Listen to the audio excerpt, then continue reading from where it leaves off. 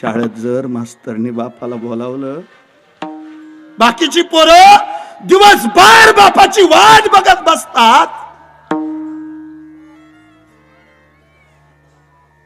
आणि माझ्या पोरांना वाटतं बाप शाळेत यावा का नाही यावा. दारुड्याच्या पोरांना काय वाटतं, बाप शाळेत यावा वाटतं का नाही यावा वाटतं. ए पोरं अशी डुकून बघते त्यांना एकच वाटतं काही झालं तरी चालल, पण आपला बाप नाही शाळेत आला पाहिजे.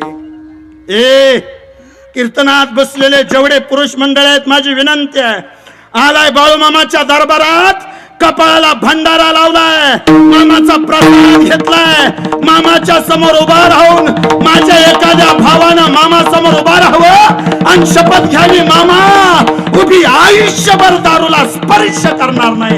खऱ्या अर्थानं नात्यापुत्या तळ आला ना त्या गोष्टीचं सार्थक होईल. त्या बिचारीनं ते 10 रुपये मामांच्या चरणावर वाहिले आणि मामांना सांगितलं, मामा एवढंच आहे, मला जाणीवपूर्वक सांगू द्या, एखाद्यानं दिलेले ₹1,00,000 एका बाजूला ठेवा आणि माझ्या बहिणीनं दिलेले ते 10 रुपये एका बाजूला ठेवा रे.